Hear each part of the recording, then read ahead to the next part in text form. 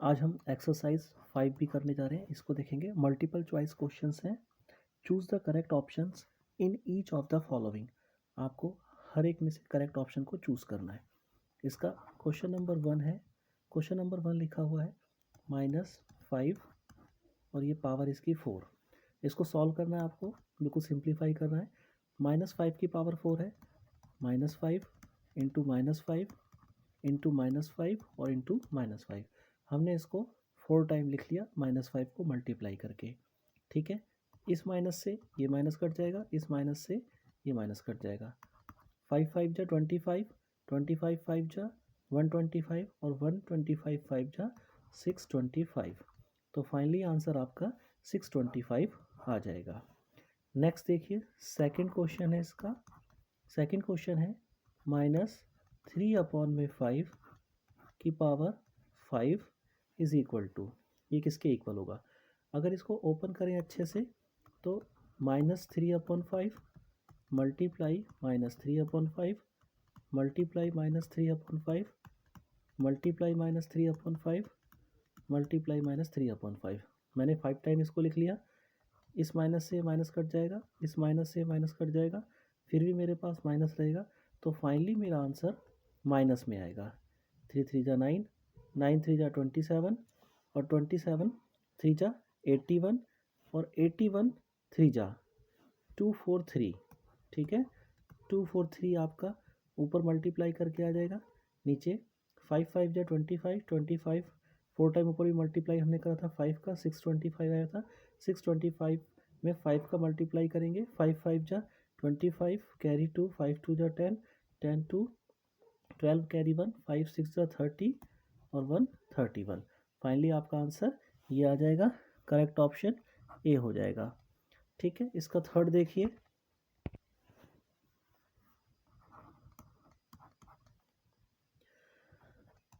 3/7 की power 3 multiply 3/7 की power -8 है। 3/7 इसकी पावर 2x प्लस में 3 है। ठीक है, सबसे पहले यहाँ देखिए, अगर आपका बेस सेम है, पावर अलग अलग है और बीच में मल्टीप्लाई का साइन है, तो पावर्स को ऐड कर देते हैं आप। ठीक है, तो इसका सॉल्यूशन 3/7 हो गया। यहाँ पर 3 प्लस में माइनस का 8 है, तो इसको माइनस का 8 ही लिखिए, क्योंकि मल्टीप्लाई की वजह से पावर का एडिशन हुआ है। जो पावर है वो वैसे ही आएगी। इक्वल टू 3/7, यहाँ पर सेम उतार दीजिए, 2x प्लस 3। और अगर ब्रैकेट में इंफॉर्मेशन देना है तो a की पावर m मल्टीप्लाई a की power n equal to a की पावर m प्लस में n। ये आपका एक्सप्लेनेशन हो गया इसका। यहाँ पर सेम बेस था, same base same base same base, power अलग अलग है, पावर अलग अलग है, हमने उसका एडिशन कर दिया। वो पावर माइनस में है तो हमने उसको माइनस में अलग से ब्रैकेट में करके कर दिया है। ठीक है, एक स्टेप ये हो जाएगा। नेक्स्ट स्टेप देखिए इसी का, 3/7 है। यहाँ देखिए, यहाँ पर 3 -8, क्योंकि प्लस माइनस माइनस हो जाएगा, इक्वल टू 3/7 और यहाँ हो गया 2x प्लस में 3। ठीक, इसको आप माइनस कर दीजिए, ये आ जाएगा 3/7, यहाँ पर -5 इक्वल टू 3/7, ये हो जाएगा 2x प्लस में 3। अब एक दूसरा टर्मिनोलॉजी आता है, वो होता है कि अगर बेस सेम है और बराबर के इक्वल के दोनों साइड है। ठीक है, यहाँ पर भी 3/7 है, यहाँ भी 3/7 है, तो पावर भी इक्वल हो जाती है। ठीक है, बेस सेम है, बराबर के इक्वल के दोनों साइड हैं, तो आपकी पावर्स भी इक्वल हो जाएगी, यानी कि -5 इक्वल टू 2x प्लस में 3 आप लिख सकते हैं। ठीक है, इसको और करके 2x प्लस में 3 इक्वल टू -5। यहाँ देखिए आप, यहाँ पर आपका 2x हो गया इक्वल टू -5, ये 3 बराबर के इधर जाएगा, माइनस का हो जाएगा। ठीक है, यहाँ देखिए ये 2x और यहाँ पर क्या आ जाएगा, इक्वल टू माइनस का 8। x की वैल्यू क्या आ जाएगी, -8/2, 2 से 8 4 टाइम में कट गया, x की वैल्यू -4 आ जाएगी। ठीक है, तो इसका आपका ऑप्शन ए इज करेक्ट हो जाएगा, -4। नेक्स्ट क्वेश्चन देखिए,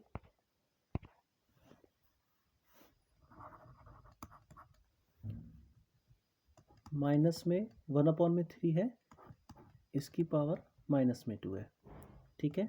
फिर आपका मिडिल ब्रैकेट है, यहाँ पर मिडिल ब्रैकेट के बाद माइनस में 1 पावर है, फिर आपका बड़ा ब्रैकेट है, बिग ब्रैकेट और पावर 2 है, ठीक। तो सबसे पहले आप स्मॉल ब्रैकेट को खोलेंगे, फिर उसके बाद आप मिडिल ब्रैकेट को, फिर आप बिग ब्रैकेट को खोलेंगे। स्मॉल ब्रैकेट को जैसे ही आप खोलेंगे तो यहाँ पर माइनस में है, और जब पावर माइनस में होती है तो जो फ्रैक्शन में डिजिट होती है उसका रेसिप्रोकल हो जाता है। तो इसका रेसिप्रोकल करेंगे तो माइनस का 3 आ जाएगा, माइनस सेम ही रहेगा, ठीक है। तो माइनस का 3 यानी कि 3 ऊपर 1 नीचे, तो यहाँ पर आ जाएगा आपका माइनस का 3 और इसकी पावर 2 हो जाएगी। ये आपका ये ब्रैकेट सॉल्व हो जाएगा। फिर आप सारा ऐसे ही उतार दीजिए सिस्टमेटिक ढंग से करने के लिए। यहाँ पर आपने 2 कर दिया, क्लियर है। अब इसको देखिए, यहाँ पर माइनस का 3 है, माइनस का 3 का 2 टाइम्स मल्टीप्लाई करेंगे तो 9 आ जाएगा, क्लियर है। साइड में देख लीजिए, माइनस का 3 तो माइनस से माइनस कट जाएगा, 9 आ जाएगा। चाहे तो यहीं लिख दीजिएगा, नहीं तो इसको 9 डायरेक्ट भी आप कर सकते हैं। 9 करेंगे तो आपका ये वाला स्मॉल ब्रैकेट जो है वो खुल गया, मिडिल ब्रैकेट बच गया -1 और ये बड़ा ब्रैकेट 2 आ गया, ठीक है। अब यहाँ पर माइनस का 1 है, फिर वही सेम है, इसका रेसिप्रोकल हो जाएगा। डिजिट के नीचे कुछ नहीं है तो 1 होता है, आपको इतना पता है, ठीक है। तो ये 1/9 यानी कि 9/1 है, इसकी पावर -1 है, तो ये 1/9 हो जाएगा, इसकी पावर 1 हो जाएगा, ठीक है। तो 1 को आप खाली वैसे भी लिख सकते हैं, ये आपका ओपन हो गया, ये 1/9 हो जाएगा और इसकी पावर कितनी हो जाएगी, 2 हो जाएगी। और फाइनली आपका आंसर आ जाएगा 1/81। क्लियर है बात। Option C is the correct answer. Question number 5, यहाँ पर लिखा हुआ है the number 3461300 when expressed in exponential form is equal to. इसको आपको एक्सपोनेंशियल फॉर्म में लिखना और किसके इक्वल होगा, इसको ऐसे भी बोला जाता है स्टैंडर्ड फॉर्म में। आपको डिजिट दिया गया है 3461300, ठीक है। स्टैंडर्ड फॉर्म में लिखिए, जैसे साइंटिफिक लैंग्वेज में लिखते हैं, तो साइंटिफिक लैंग्वेज में लिखने के लिए पॉइंट हमारा यहाँ पर है इसमें, ठीक है। क्योंकि किसी भी डिजिट में अगर पॉइंट वाली डिजिट नहीं होती तो पॉइंट लास्ट में होता है, ठीक है। पॉइंट यहाँ पर होता है, क्योंकि हम ऐसे भी लिखते हैं, जैसे यहाँ पर 9 लिखा होगा, कई बार आप 9 रुपीज़ लिखते हैं तो 9.00, ठीक है, ऐसे भी लिखते हैं आप। तो यहाँ पर पॉइंट लगा हुआ है कि पॉइंट के बाद आप 00 ऐसे भी लिख सकते हैं इसको, और आपको इस पॉइंट को यहाँ पर लेके जाना है। तो ये डिजिट काउंट कर लीजिए कि कितनी डिजिट ये मूव कर रहा है, ठीक है। यहाँ से देखिए, यहाँ से 1 डिजिट, 2, 3, 4, 5, 6, 7, यहाँ से यहाँ पहुँचने में इसने 7 डिजिट का मूव करा है, यहाँ से यहाँ पहुँचने में, ठीक है। तो इसको आप लिख दीजिए 3.4613। आगे के 3 जीरो हटा दीजिए, क्योंकि ज़ीरो आपने यहाँ पर काउंट कर ली है, ठीक है। ज़ीरो हटा दीजिए, डिजिट लिखिए और मल्टीप्लाई 10 की पावर 7। इसको स्टैंडर्ड फॉर्म में लिखना कहते हैं। और इसके अंदर हमेशा ऐसा होता है कि जो पहली डिजिट होती है उसके बाद ही पॉइंट आता है, तो वो आपको देखना है कि कहाँ से पॉइंट आ रहा है। पहली डिजिट के बाद पॉइंट लगाना है, कितनी कितनी डिजिट है उतनी पावर 7 कर देंगे आप, ठीक है। और इसमें अगर ज़ीरो लिखी है तो वो ज़ीरो हटा देंगे, स्टैंडर्ड फॉर्म में ऐसे लिखा जाता है। तो इसका option B is the correct option है, 3.4613 इंटू 10 की power 7, B is the correct answer. Next देखिए, नेक्स्ट है आपका मेंटल मैथ्स। इसको देखिए, इसका क्वेश्चन नंबर 1 है, फिलिंग द ब्लैंक्स है।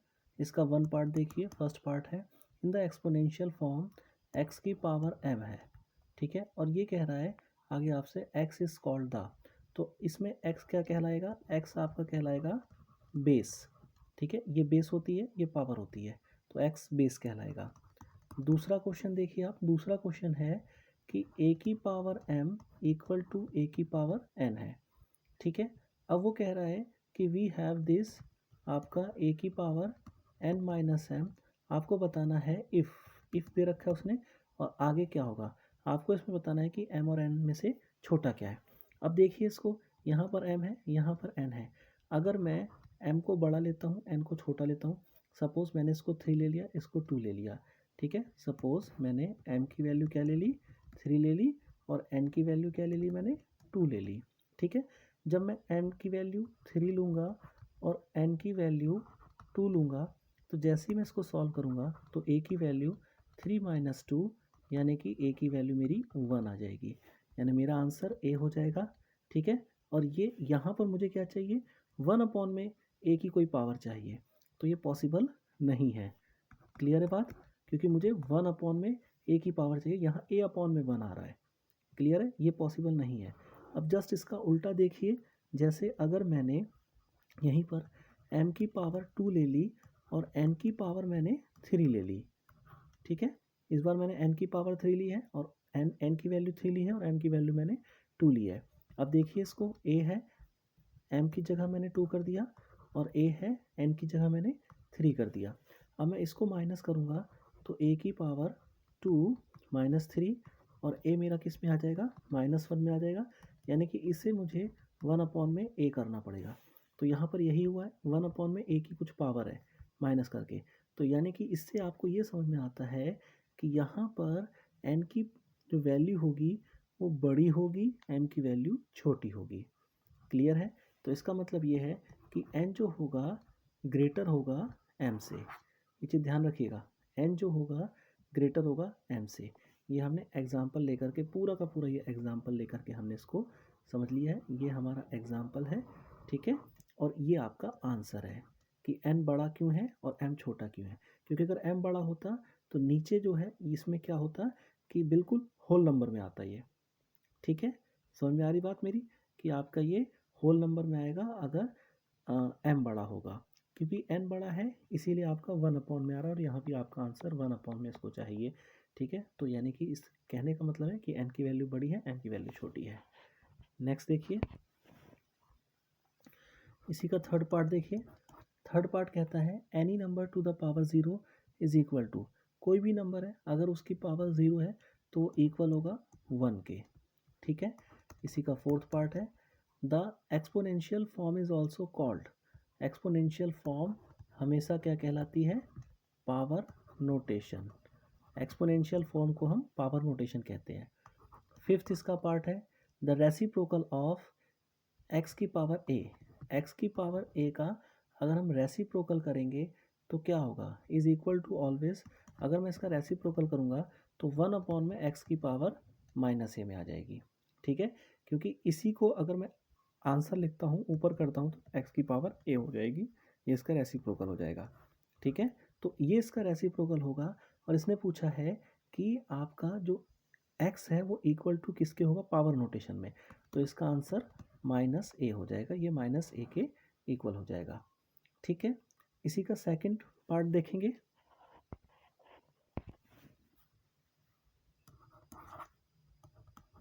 इसका फर्स्ट देखिए, for any non zero number, कोई भी एक नॉन ज़ीरो नंबर है a, वी हैव, हमारे पास क्या है, a की वैल्यू m और n दे रखी है और ये बोला है इसने ये इक्वल टू किसके होगा, m प्लस में n, ठीक है। तो ये स्टेप गलत है क्योंकि ये यहाँ पर a की वैल्यू m मल्टीप्लाई n होता है, ये वाला स्टेप, ठीक है। ये हमें ध्यान रखना है कि a की वैल्यू m मल्टीप्लाई n होता है, प्लस नहीं होता है। प्लस किस सिचुएशन में होता है, जब a की वैल्यू m हो और मल्टीप्लाई a की वैल्यू n हो। यहाँ पर बेस के लिए, बेस के बीच में मल्टीप्लाई होता है, ना कि पावर्स के बीच में।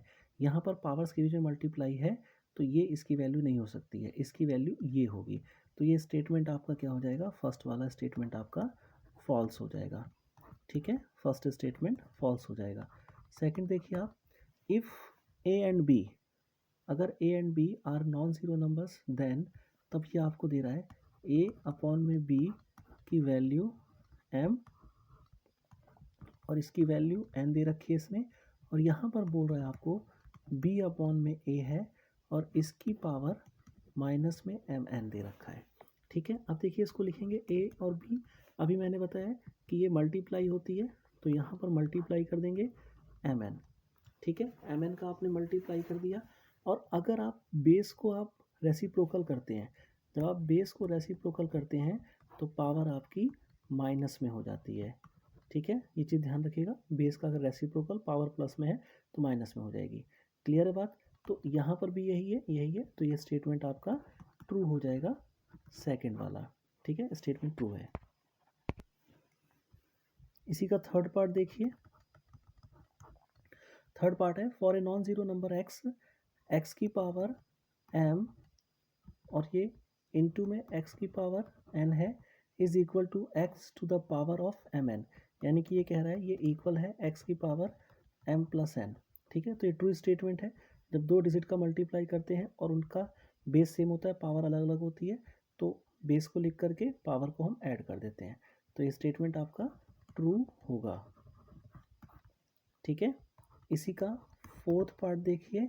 If a number p is multiplied n times, यदि एक नंबर p को n टाइम्स मल्टीप्लाई करते हैं, ठीक है, then the resulting number is, अगर आप एक नंबर p है, ठीक है, और इसको n टाइम मल्टीप्लाई करते हैं तो रिजल्ट आपका p की पावर n हो जाएगा। बिल्कुल करेक्ट स्टेटमेंट है। जैसे देखिए मैं इसको समझाता हूँ। जैसे आप एक नंबर है, मान लो p है, p को आप n टाइम बोला, उसने 3 टाइम मल्टीप्लाई कीजिए, यानी कि p into P into P, P को आपने 3 टाइम मल्टीप्लाई कर दिया तो p की पावर 3 हो गया। ठीक है, तो इसको n टाइम मल्टीप्लाई करेंगे, यानी कि p को n टाइम मल्टीप्लाई करेंगे n टाइम, तो यहाँ पर क्या हो जाएगा, पावर्स p की पावर n हो जाएगी। जैसे हमने p को 3 टाइम मल्टीप्लाई करा तो p की पावर 3, p को आप 4 टाइम मल्टीप्लाई कीजिए, p इंटू पी कितने टाइम, 4 टाइम मल्टीप्लाई करा तो p की पावर 4। ठीक है, तो स्टेटमेंट ये करेक्ट है। क्लियर है। नेक्स्ट देखिए, ये ट्रू स्टेटमेंट है, ट्रू लिख देता हूँ मैं, ट्रू स्टेटमेंट है। फिफ्थ पार्ट इसका है, in an exponential notation x की power n, n is called the index.